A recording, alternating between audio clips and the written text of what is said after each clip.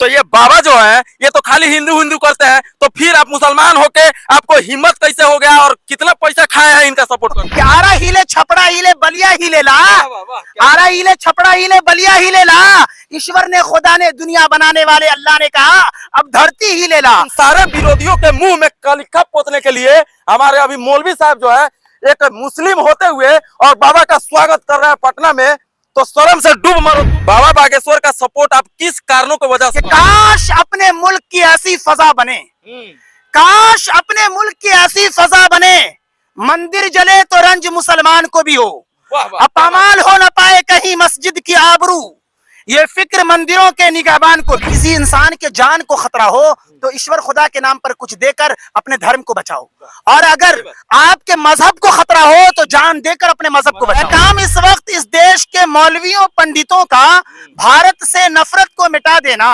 एक प्यार और मोहब्बत का पूरे भारत में माहौल बना देना।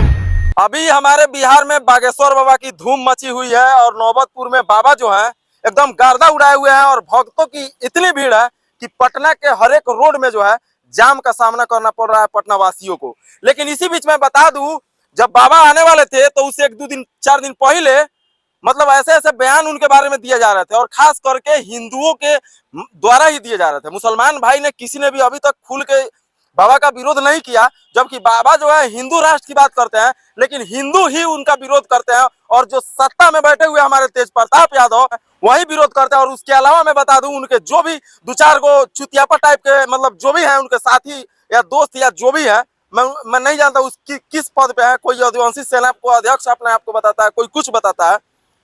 वो लोग भी बाबा को यहाँ तक की गाली दिए, उनको ढोंगी पाखंडी लठ में तेल लगा के रखे हैं। बाबा के लिए पता नहीं कौन DSS की सेना तैयार की गई। लेकिन उन सारे विरोधियों के मुंह में कलिका पोतने के लिए हमारे अभी मौलवी साहब जो है एक मुस्लिम होते हुए और बाबा का स्वागत कर रहे हैं पटना में, तो शर्म से डूब मरो। तुम अपने आप को कृष्ण के वंशज कहते हो और कुछ यादव जो विरोध कर रहे हैं। स्वागत है मेरे बिल्कुल यही, अब आपका बहुत बहुत शुक्रिया तह तक। और आपका चैनल ही है कि खोज और रिसर्च जिसका माना होता है, तो यकीनन आप कासिम भाई अब्दुल कलाम एक थे रिसर्ची, तो आप भी रहेंगे। मोहम्मद आसिम भारती और ये जो है आसिम भारती जी हैं, और देख सकते हैं साइकिल पर जो है बिहार की राजधानी पटना में आपका स्वागत है। बाबा धीरेन्द्र कृष्ण शास्त्री जी का एकदम खुले दिल से ये स्वागत कर रहे हैं, इसलिए कि कहीं ना कहीं कोई धर्म गुरु है हमारे स्टेट में आया है तो उसका स्वागत करना बनता है। यकीनन स्टेट में और भारत में जितने मौलाना पंडित है, जिस धर्म के भी धर्म गुरु है ये, और चूंकि हिंदू अब जिसकी बात है ना जिस बाबा, तो उनकी एक बड़ी तादाद है और उनके धर्म गुरु हैं। और इस वक्त सोशल मीडिया, इलेक्ट्रॉनिक मीडिया और यूं कह लिया जाए आज तक न्यूज, ABP न्यूज और इस सब जो बड़े बड़े न्यूज चैनल को द्वारा इन बाबा ने इनकी धर्म के जो बड़े बड़े बाबा हैं आज की इलेक्ट्रॉनिक मीडिया पर उन तमाम बाबाओं को पीछे छोड़ दिया। इस कदर ईश्वर ने इनको जो है समझे रोशन और सूरज की तरह बना दिया। तो यकीनन इसको देखते हुए भीड़ जो है, और हिंदू मुस्लिम सिख ईसाई सबका चूंकि संगम मुल्क है, तो एक दूसरे का सहयोग करना चाहिए ताकि किसी को काम में बाधा ना पड़े। और यहाँ पटना में आप जब मुझसे ले रहे हैं तो पटना में तो एक बड़ी मिसाल है कि पटना जंक्शन में दाहिने तरफ राइट तरफ मस्जिद है और बाएं तरफ मंदिर है, और यहाँ पे गिरजाघर और ये दूसरे भी हैं। आसिम भाई एक बात मैं पूछना चाहूंगा आपसे, मैं आपको भाई मानता हूँ, दिल से मानता हूँ, और आपसे एक बार गले भी मिला था मैं यूथ के टाइम में, याद है ना?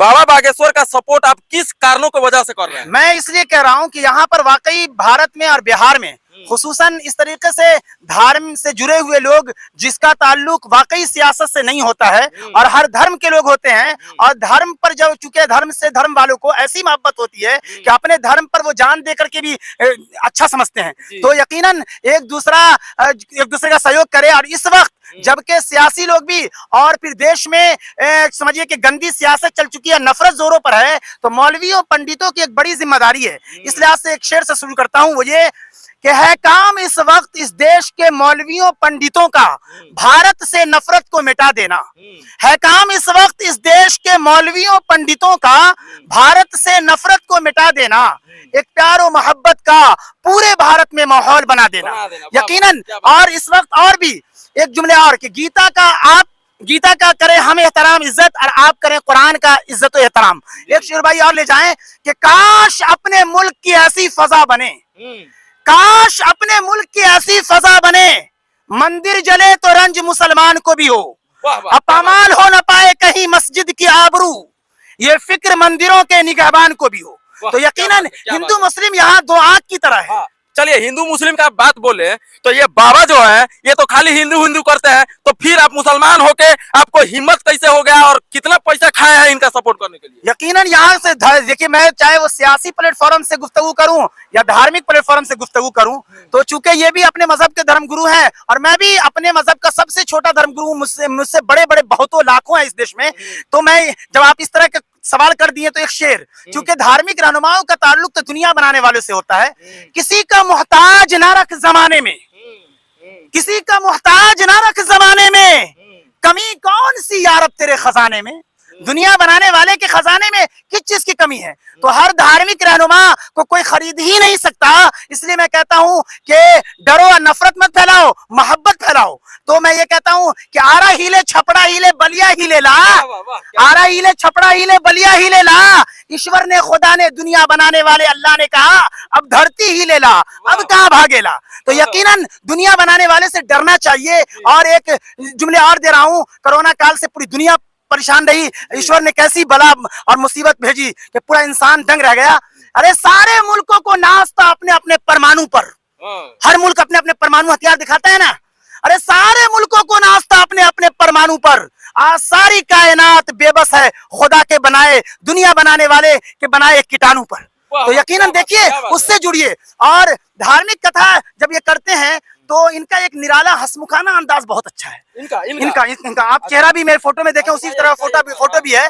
तो हर धर्म गुरु भी जो अच्छे अच्छे होते हैं हर धर्म में, वो हंसमुख अंदाज रखते हैं और इसकी वजह से बड़ी तादाद उनसे जुड़ती है। बताइए ना, 20 लाख का क्राउड वहाँ पे। जब आप इस तरह की सवालात कर रहे हैं तो आपको एक और जवाब दे दूंगा। आप लोगों में से अक्सर लोगों ने जो हल्ला मचा रखा था कि नीतीश कुमार जी ने गांधी मैदान नहीं दिया, यकीनन उनकी पुलिस और उन लोगों ने देख लिया होगा कि इतनी बड़ी भीड़ संभव ही नहीं था। और नौबतपुर की तरफ जब गेहूं वगैरह कटा है तो खेत बहुत खाली है, तो यकीनन फिर भी वहाँ पे बैठने का जगह नहीं है अभी, तो यकीनन वो जरूरी। लेकिन बाबा के हंसमुख अंदाज पे एक शेर ले जाइए कि मैं ईश्वर दुनिया बनाने वाले से मैं भी इनके लिए दुआ देता हूँ कि बाबा को बख्श दे तू सब्रो सुकू की दौलत, बाबा को बख्श दे तू सब्रो सुकू की दौलत, जगमग रहे लबों पर मुस्कान जिंदगी भर। और क्या बात है, क्या बात। शेर और कह रहा हूं कि जब इंसान की भलाई ज़हन में हो, हिंदू मुस्लिम सिख ईसाई हटकर हो, तब एक शेर ये है कि भलाई चाहने वाला हर एक इंसान का, भलाई चाहने वाला हर एक इंसान का जहां भी रहता है आली मकाम रहता है, और उसी के गिर्द हुजूम आवाम रहता है।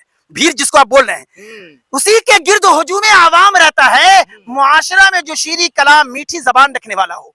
एक चीज और भी झलक आपने देखा होगा, जब वो होटल में आए और गाड़ी ले चला रहे थे तो आपको एक माध्यम से, चूंकि मैं भारतीय जनता पार्टी मनोज तिवारी और चूंकि मैं भारतीय जनता पार्टी का दीवाना हूं, इसलिए उनके पक्ष में भी, लेकिन यहाँ पे चूंकि धर्म की बातें आई तो मैं भी अपने धर्म का धर्मगुरु हूँ।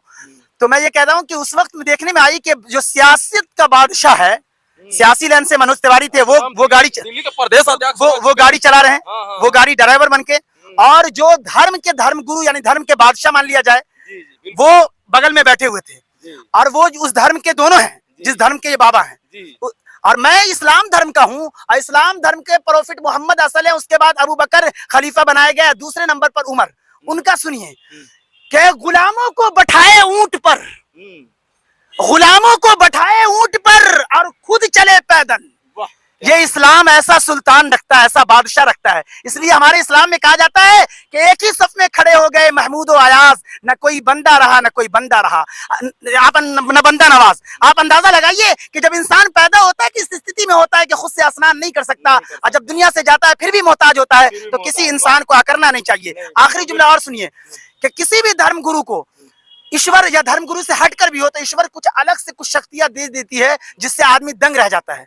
लेकिन जब शक्तियां किसी भी पंडित मौलवी और किसी भी धर्म गुरु को और हटके भी अगर लोग हैं उसको मिल जाए तो अपने आप को खुदा नहीं समझना चाहिए। यकीनन उनको भी मौत आनी है, मुझे भी आनी है। तो उनकी, चूंकि ये भी उनकी कथा सुना रहे हैं। एक चीज मैं इनका सुन रहा था, चूंकि वहां चूंकि धार्मिक जो सारी चीजें है वो ईश्वर की तरफ से होती है और मजहब चाहे कोई भी हो अच्छाई सच्चाई का दावत देता है। इन्होंने कहा कि मरते दम तक अपनी इसकी इबादत करो, अपनी पूजा ये वो। हमारे मजहब के अंदर भी 14 पारे की एक आयत मौजूद है जो सारे मजहब की रहनुमाई करने वाली किताब है। कहा जाता है उसमें वाबुद रब्बका हत्ता जाती है कल यकीन, कि मरते दम तक दुनिया बनाने वाले की इबादत करो। देख रहे हैं, तो धर्म गुरु का यही चीजें हैं। अब मैं साफ कह दूं कि आपका मजहब आपके साथ, मेरा मजहब मेरे साथ। आखिरी जुमले आप ये ले जाइए कि हर इंसान के लिए मैं कहता हूं कि जब किसी इंसान के जान को खतरा हो तो ईश्वर खुदा के नाम पर कुछ देकर अपने धर्म को बचाओ, और अगर आपके मजहब को खतरा हो तो जान देकर अपने मजहब को बचाओ। यकीनन हर मजहब वाले को अपने, और हर मजहब के रहनुमा को हिंदुस्तान में छूट है कि वो अपने धार्मिक बातें बताए और जिसको मन चाहे जाए। हमारे कुरान करीम जो सारी दुनिया की रहनुमाई करने वाली किताब है, पारा नंबर 15 सूरह कहफ आयत नंबर 29 में दुनिया बनाने वाला कहता है वकुलिल हक्कु मिर रब्बिकुम फमन शाअ फलयुमिन वमन शाअ फलयकफुर, कि जिसका जी चाहे मन चाहे ईमान ले आए, जिसका जी चाहे ईमान से यानी मुस्लिम को छोड़ दे, तो ना खुदा की खुदाई में फर्क आएगा और प्रोफेट मोहम्मद सल्लल्लाहु अलैहि वसल्लम तेरी नबुव्वत में भी जरा बड़ा फर्क नहीं आएगा। हर धर्म अच्छाई क्या देता है और किसी को ये नहीं कहा जाता जबरदस्ती किसी धर्म में ले जाया नहीं जा सकता। अच्छा, एक बात मैं आपसे पूछना चाहूंगा, कासिम भाई कब हम लोग को नौबतपुर में देखने को मिलेंगे? नहीं, ये है कि वो जो धार्मिक, मैं सिर्फ स्वागत के लिहाज से कह रहा हूँ, पटना की सड़कों पर इस तरीके से जो लगा रखा हुआ था कि हिंदू मुस्लिम ये वो नहीं, यहाँ का एक दूसरे का सम्मान सियासी एतबार से भी लोग गुफ्तगू करते हैं। धार्मिक रहनुमा की जिम्मेदारी है तो मैं अपनी जिम्मेदारी निभा रहा हूँ, लेकिन ये हरगिज नहीं होगा कि अगर मैं मंदिर में भी चला जाऊँ, मस्जिद में भी चला जाऊँ, गिरजाघर में, वहाँ इबादत और पूजा के लिहाज से कथा चल रही है तो वो एक इबादत होता है। अगर कोई मुसलमान धर्म का मानने वाला हो और वो स्वागत तो कर सकता है कि आइए बहुत बढ़िया, लेकिन उनकी कथा में बैठ करके उनकी पूजा भी करने लगे फिर अपनी मस्जिद में भी, तब फिर ये आसिम धर्म रहेगा, मुसलमान इस्लाम धर्म नहीं रहेगा। इसलिए धर्म पर अपने रहिए, जाना भी कोई, हाँ, सम्मान कीजिए, इज्जत दीजिए, किसी को नुकसान नहीं पहुंचाना है। ये हमारे थे जिगरी भाई कासिम, जो जैसे मैंने बताया, और ये बात जो है अपनी बेबाकी से रखते हैं। इनको घंटा फर्क नहीं पड़ता है कि कौन क्या इनके बारे में बोल रहा है, कौन इनका विरोध कर रहा है, कौन सपोर्ट कर रहा है। जो इनका दिल करता है वो करते हैं, और कभी मनीष कश्यप का सपोर्ट करते हैं तो कभी बागेश्वर बाबा का करते हैं, तो देख सकते हैं कभी मोदी जी का करते हैं। तो इनकी ये अंतरात्मा है, अपनी इनकी खुद की भावना है। बाकी आपके अंदर क्या क्या भावनाएं हैं, कमेंट्स में अपनी भावनाओं को एकदम से रख दीजिएगा। जय हिंद।